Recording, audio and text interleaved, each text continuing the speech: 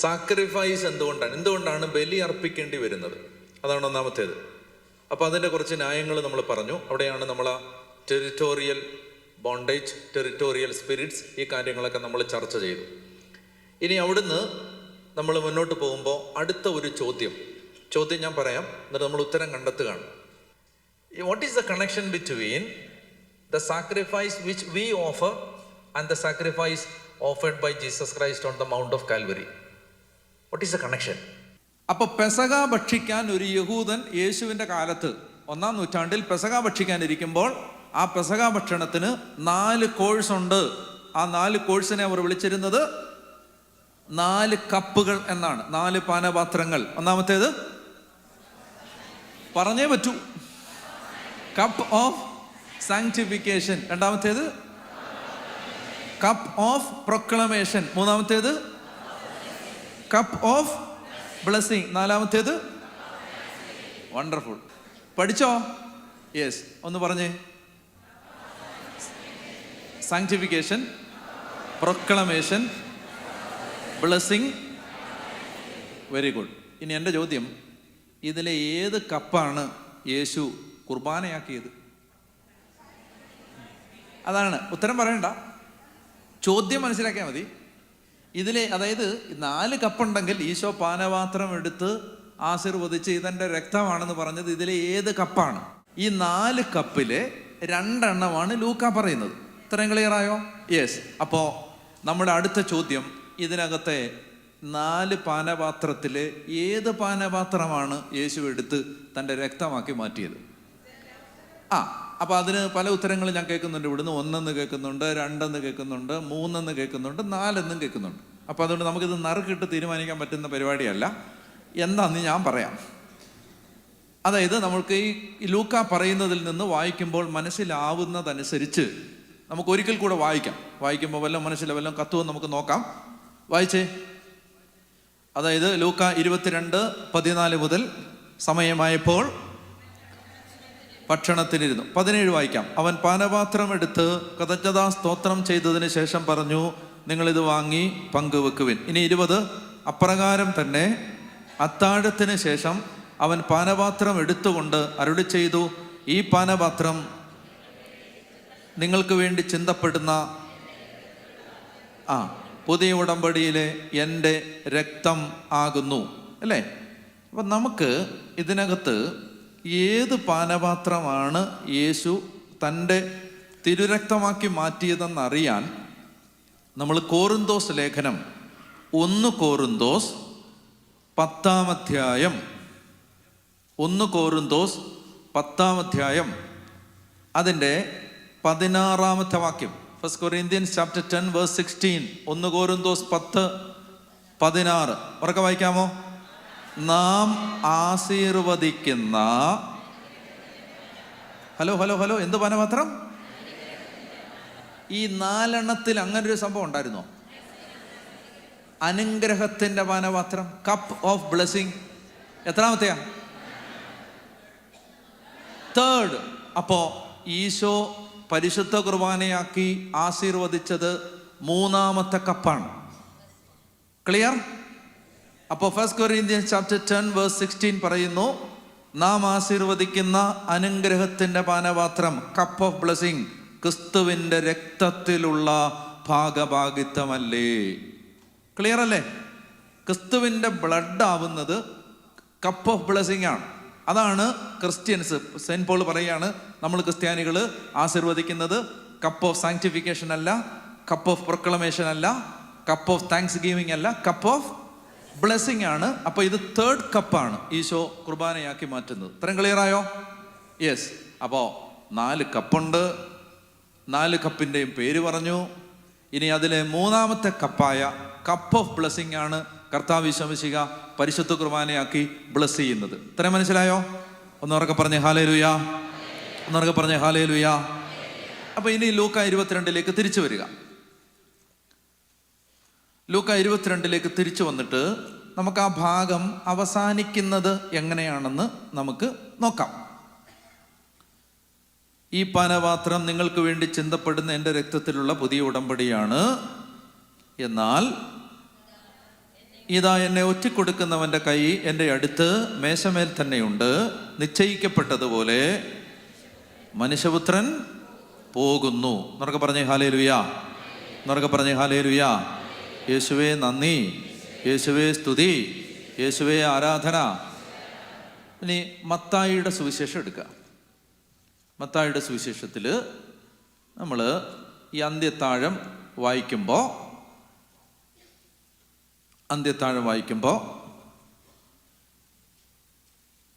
അത് 26-ാമത്തെ അധ്യായം, 26 വാക്യം 27 മുതൽ.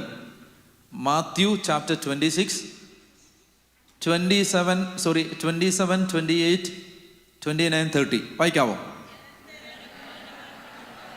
അനന്തരം പാനപാത്രമെടുത്ത് കൃതജ്ഞതാ സ്തോത്രം ചെയ്ത് അവർക്ക് കൊടുത്തുകൊണ്ട് പറഞ്ഞു, നിങ്ങളെല്ലാവരും ഇതിൽ നിന്ന് പാനം ചെയ്യുവിൻ. ഇത് പാപമോചനത്തിനായി അനേകർക്ക് വേണ്ടി ചിന്തപ്പെടുന്നതും ഉടമ്പടിയുടേതുമായ എൻ്റെ രക്തമാണ്. ഞാൻ നിങ്ങളോട് പറയുന്നു, എൻ്റെ പിതാവിൻ്റെ രാജ്യത്തിൽ നിങ്ങളോടൊത്ത് നവമായി ഇത് പാനം ചെയ്യുന്നത് വരെ മുന്തിരിയുടെ ഈ ഫലത്തിൽ നിന്ന് ഞാൻ വീണ്ടും കുടിക്കുകയില്ല. സ്തോത്രഗീതം ആലപിച്ചതിന് ശേഷം അവർ ഒലിവ് മലയിലേക്ക് പോയി. വളരെ ശ്രദ്ധിക്കേണ്ട ഒരു ഇൻഫർമേഷൻ. സ്തോത്രഗീതം ആലപിക്കുന്നത് 3-ാമത്തെ കപ്പിന് ശേഷമാണ്. എന്താണ് സ്തോത്രഗീതം ആലപിക്കുന്നത്? എത്രാമത്തെ കപ്പിന് ശേഷമാണ്? 3-ാമത്തെ കപ്പിന് ശേഷമാണ്. അപ്പോൾ ഈ 3-ാമത്തെ കപ്പാണ് ബ്ലസ് ചെയ്ത് യേശുവിൻ്റെ രക്തമാക്കുന്നത്. 3-ാമത്തെ കപ്പ് ബ്ലസ് ചെയ്ത് കൊടുത്തിട്ട് സ്തോത്രഗീതം ആലപിച്ചിട്ട് 4-ാമത്തെ കപ്പ് കുടിക്കാൻ വെയിറ്റ് ചെയ്യാതെ യേശു ഗത്സമൻ തോട്ടത്തിലേക്ക് പോയി. അപ്പോൾ അതുകൊണ്ട് ഞാൻ ഒരു സ്റ്റേറ്റ്മെൻറ്റ് നടത്താൻ പോവാണ്.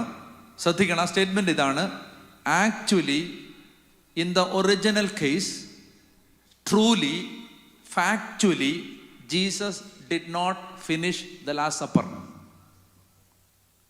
കേൾക്കുന്നുണ്ടോ? Jesus did not finish the last supper. Why? അങ്ങനെ ഞാൻ എന്തുകൊണ്ടാണ് പറയുന്നത്? 4-ാമത്തെ കപ്പ് കുടിച്ചിട്ടില്ല. ഇത്രയും ക്ലിയറായോ? 1-ാമത്തെ കപ്പ് കുടിച്ചു, 2-ാമത്തെ കപ്പ് കുടിച്ചു, 3-ാമത്തെ കപ്പ് കുർബാനയാക്കി. അത് കഴിഞ്ഞിട്ട് സ്തോത്രഗീതം എന്ന് പറഞ്ഞാൽ അതിനെ വിളിച്ചിരുന്ന പേര് ഹല്ലേൽ സങ്കീർത്തനങ്ങൾ എന്നാണ്. ഹല്ലേൽ സങ്കീർത്തനങ്ങൾ. സങ്കീർത്തനം 113, 14, 15, 16, 17, 18 ഇതാണ് സ്തോത്രഗീതം. പെസഹായിൽ അവർ പാടിക്കൊണ്ടിരുന്ന സ്തോത്രഗീതം എന്താണ്? സങ്കീർത്തനങ്ങൾ 113, 114, 115, 116, 117, 118. സങ്കീർത്തനം 118 എടുത്തേ. ഈശോ എന്നാ പാടിയെന്ന് നമുക്ക് നോക്കാം. ഈശോ പാട്ട് പാടിയിട്ടുണ്ടോ? പാട്ട് പാടുമ്പോൾ വാവൂട്ടിയിരിക്കുന്ന എല്ലാ ആത്മാക്കളുടെയും ശ്രദ്ധയ്ക്ക് കർത്താവ് ഈശോ മിശിഹ പാട്ട് പാടിയിട്ടുണ്ട്. നീയും പാടണം, വെറുതെ ഇരിക്കരുത്. കർത്താവ് ഈശോ മിശിഹ പാട്ട് പാടിയിട്ടുണ്ട്. സ്തോത്രഗീതം ആലപിച്ചിട്ട് അവിടുന്ന് ഒലിവ് മലയിലേക്ക് പോയി. അപ്പോൾ ഈശോ പാടിയ ആ പാട്ടിൻ്റെ അവസാനത്തെ ഭാഗമാണ് സങ്കീർത്തനം 118. എന്നാ പാടിയെ നമുക്ക് നോക്കാം. എടുക്ക്,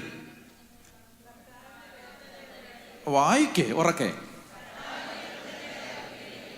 കർത്താവിന് കൃതജ്ഞതയർപ്പിക്കുവിൻ, അവിടുന്ന് നല്ലവനാണ്, അവിടുത്തെ കാരുണ്യം എന്നേക്കും നിലനിൽക്കുന്നു. വാക്യം 6. കർത്താവിൻ്റെ പക്ഷത്തുണ്ട്, ഞാൻ ഭയപ്പെടുകയില്ല. മനുഷ്യനോട് എന്ത് ചെയ്യാൻ കഴിയും? അതിന് തൊട്ട് മുമ്പ്, അതായത് ഈ സങ്കീർത്തനങ്ങളിലെല്ലാം യൂക്കരിസ്റ്റിക് ഓവർടോൺസ് ഉണ്ട്. ഈ സങ്കീർത്തനങ്ങളിലെല്ലാം കുർബാനയുടെ പരാമർശങ്ങളുണ്ട്. അപ്പോൾ നമുക്ക് 116 ഒന്ന് വായിച്ചേ. 116 വാക്യം 10. Psalms 116 verse 10. ഞാൻ കൊടിയ ദുരിതത്തിൽ അകപ്പെട്ടു എന്ന് പറഞ്ഞപ്പോഴും ഞാൻ എൻ്റെ വിശ്വാസം കാത്തു സൂക്ഷിച്ചു. 12. കർത്താവിൻ്റെ മേൽ ചൊരിഞ്ഞ അനുഗ്രഹങ്ങൾക്ക് ഞാൻ എന്ത് പകരം കൊടുക്കും? ഞാൻ രക്ഷയുടെ പാനപാത്രം ഉയർത്തി കർത്താവിൻ്റെ നാമം വിളിച്ചപേക്ഷിക്കും. അവിടുത്തെ ജനത്തിൻ്റെ മുമ്പിൽ അവിടുത്തേക്കുള്ള നേർച്ചകൾ ഞാൻ നിറവേറ്റും. രക്ഷയുടെ പാനപാത്രം എന്ന് പറയുന്ന 4-ാമത്തെ കപ്പിനെ കുറിച്ചാണ് ഈ പറയുന്നത്. 4-ാമത്തെ കപ്പാണ് അത്, രക്ഷയുടെ. ഓക്കെ, ഇനി സങ്കീർത്തനം 118:6 വായിച്ചേ. കർത്താവിൻ്റെ പക്ഷത്തുണ്ട്, ഞാൻ ഭയപ്പെടില്ല, മനുഷ്യൻ എന്നോട് എന്ത്. ഇതൊക്കെ ആര് പാടുകയാണ്? യേശു പാടുകയാണ്. മരിക്കാൻ പോകുന്നതിന് തൊട്ട് മുമ്പ് കർത്താവ് പാടുകയാണ് ഈ സങ്കീർത്തനം. കർത്താവിൻ്റെ പക്ഷത്തുണ്ട്, ഞാൻ ഭയപ്പെടില്ല, മനുഷ്യരെന്നോട് എന്ത് ചെയ്യാൻ കഴിയും? വാക്യം 11, അവരെന്നെ വലയം ചെയ്തു, എല്ലാ വശത്തു നിന്ന് അവരെന്നെ വളഞ്ഞു. കർത്താവിൻ്റെ നാമത്തിൽ ഞാൻ അവരെ വിച്ഛേദിച്ചു, തേനീച്ച പോലെ അവരെന്നെ പൊതിഞ്ഞു, മുൾപ്പടർപ്പിന് പിടിച്ച തീ പോലെ അവർ ആളിക്കത്തി. കർത്താവിൻ്റെ നാമത്തിൽ ഞാൻ അവരെ വിച്ഛേദിച്ചു, അവർ തള്ളിക്കയറി, ഞാൻ വീഴുമായിരുന്നു, എന്നാൽ കർത്താവിൻ്റെ സഹായത്തിനെത്തി. വാക്യം 17, ഞാൻ മരിക്കുകയില്ല. ആരാ പാടുന്നേ? യേശു. ഞാൻ മരിക്കുകയില്ല, ജീവിക്കും, ഞാൻ കർത്താവിൻ്റെ പ്രവൃത്തികൾ പ്രഘോഷിക്കും. ഇനി വാക്യം 22, പണിക്കാർ ഉപേക്ഷിച്ച് കളഞ്ഞ കല്ല് മൂലക്കല്ലായി തീർന്നു. ഇത് കർത്താവിൻ്റെ പ്രവൃത്തിയാണ്.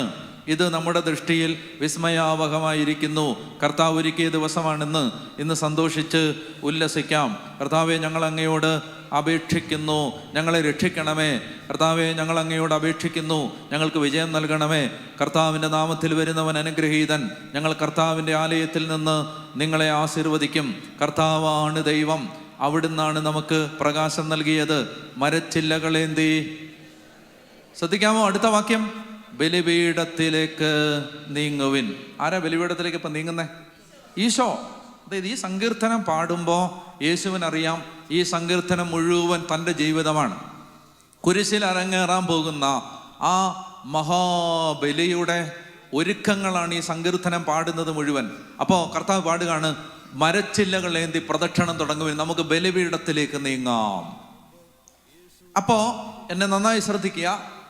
3 കപ്പുകൾ ആശീർവദിച്ചതിന് ശേഷം സ്തോത്രഗീതം പാടിയിട്ട് 4-ാമത്തെ കപ്പ് ആശീർവദിക്കുന്നതിന് മുമ്പ് യേശു ബലിപീഠത്തിലേക്ക് നീങ്ങി. ഇത്രയും ക്ലിയറായോ? ബലിപീഠത്തിലേക്ക് നീങ്ങി. അപ്പോൾ യേശു തൻ്റെ 4-ാമത്തെ കപ്പ് പൂർത്തിയാക്കിയില്ല. ഇനി അവിടുന്ന് നേരെ യേശു എങ്ങോട്ടാണ് പോയത്? അവർ ഒലിവ് മലയിലേക്ക് പോയി. ഇനി നമുക്ക് മത്തായിയുടെ സുവിശേഷത്തിൽ ആ ഒലിവ് മലയിൽ ചെന്നിട്ടുള്ള കാര്യങ്ങളൊന്ന് വായിച്ചു നോക്കാം. മത്തായിയുടെ സുവിശേഷത്തിൻ്റെ 26-ാമത്തെ അധ്യായം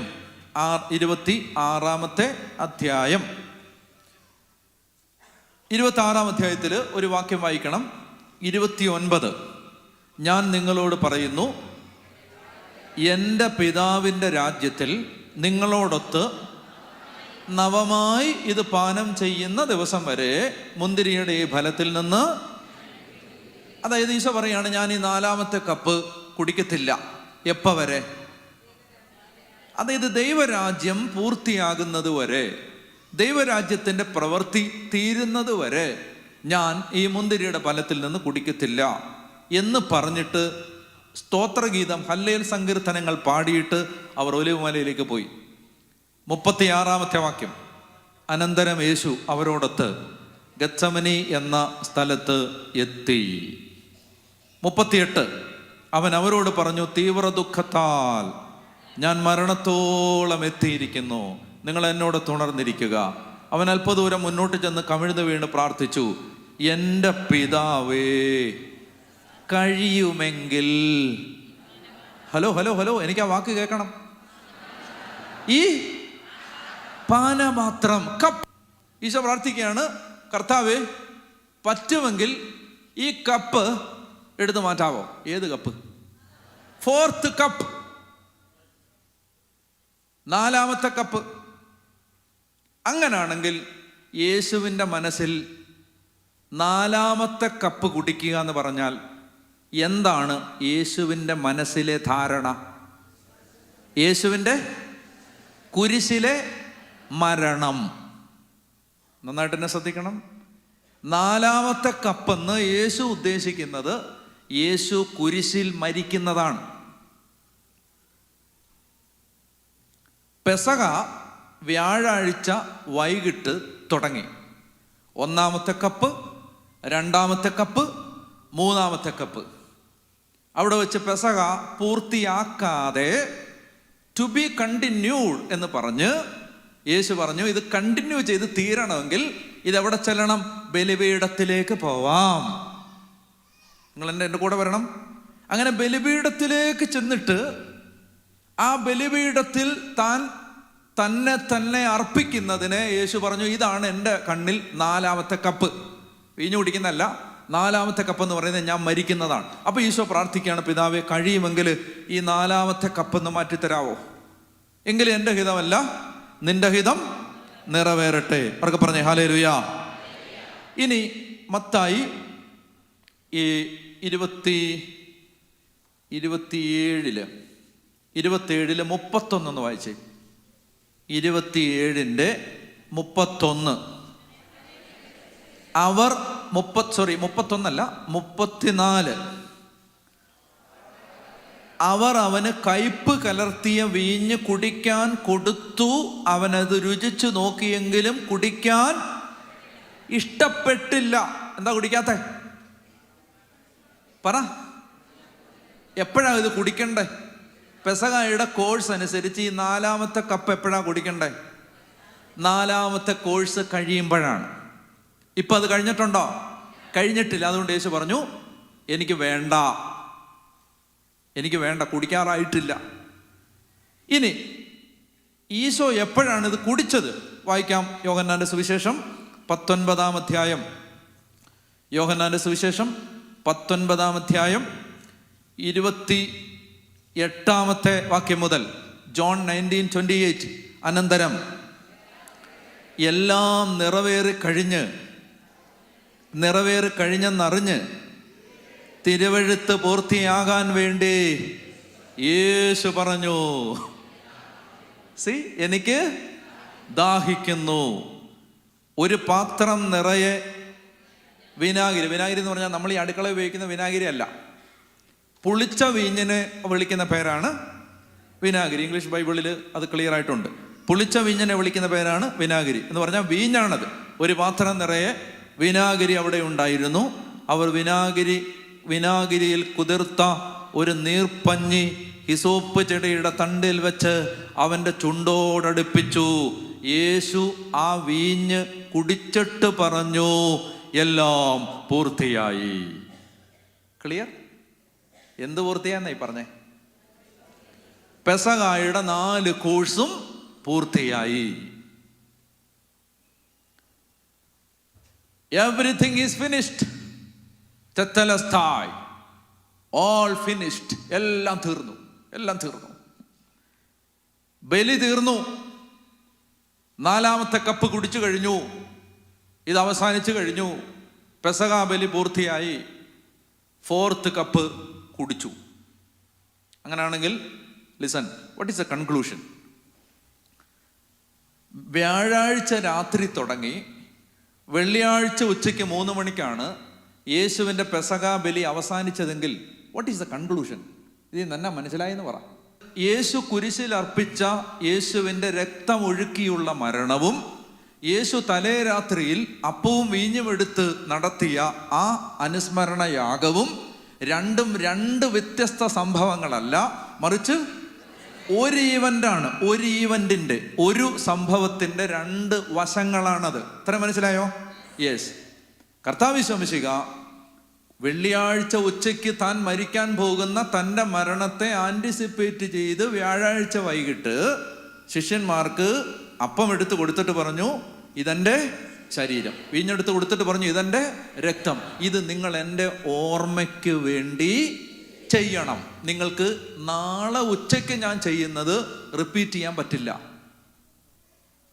കാരണം എന്താണ്? That's A bloody sacrifice. Blood involve ചെയ്തുള്ള സാക്രിഫൈസ് ആണ്. അതിന് രക്തം ഒഴുക്കണം. നിങ്ങൾ കുരിശേ കയറണം. നിങ്ങൾക്ക് കുരിശേ കയറാൻ പറ്റില്ല. എന്നാൽ exactly the same sacrifice instituted in a sacramental way. പിടികിട്ടുന്നുണ്ടോ? സെയിം ആണ്. ഇത് രണ്ടല്ല. തലേന്ന് വൈകിട്ട് ഒരെണ്ണം സ്ഥാപിച്ചിട്ട് പിറ്റേന്ന് വൈകിട്ട് അതും ഇതും കണക്റ്റഡ് ആണെന്ന് പറയുന്നതല്ല. Same event. ആ സെയിം ഈവന്റിന്റെ സാക്രമെന്റൽ ഫോമാണ് ആദ്യം നടത്തിയത്. സാക്രമെന്റൽ ഫോം എന്ന് പറഞ്ഞാൽ അടയാളങ്ങളിലൂടെ അതേ ഇവന്റ് തലേന്ന് വൈകിട്ട് സ്ഥാപിച്ചിട്ട് ഈശോ പറഞ്ഞു, ടുമോറോ ആഫ്റ്റർനൂൺ നടക്കുന്നത് നിങ്ങൾക്ക് അതുപോലെ ചെയ്യാൻ പറ്റില്ല, പക്ഷെ നിങ്ങൾ ചെയ്യണം. അത് ചെയ്താലേ അത് മാത്രമേ ദൈവത്തിന് സ്വീകാര്യമായ ബലിയായി മാറൂ. ചെയ്യാൻ പറ്റുന്നത് ഈ ഫോമിലാണ്. ഇത് ചെയ്യുമ്പോൾ നിങ്ങൾ അത് തന്നെയാണ് ആവർത്തിക്കുന്നത്. ക്ലിയർ ആയോ? This is the same thing. അതായത് ഇന്ന് രാവിലെ നമ്മൾ പള്ളിയിൽ അർപ്പിച്ച കുർബാന യേശുവിൻ്റെ കുരിശിലെ അതേ ബലി തന്നെയാണ്. അതേ ബലി, അല്ലാതെ അതിൻ്റെ ഓർമ്മയല്ല. മനസ്സിലായോ? Yes, this is the same sacrifice but celebrated in a sacramental way. അതുകൊണ്ട് നമ്മൾ കുർബാനയിൽ സംബന്ധിക്കുന്ന സമയത്ത് കർത്താവ് ഈശോ മിശിഹായുടെ കുരിശുമരണം തന്നെയാണ് അവിടെ നടക്കുന്നത്. അതുകൊണ്ട് അവിടെ എന്തെല്ലാം നടന്നോ അത് മുഴുവൻ ഈ കുർബാനയിലും നടക്കും. അത്രയും പവർ അതിനുണ്ട്. നമ്മളത് വിശ്വസിക്കണം.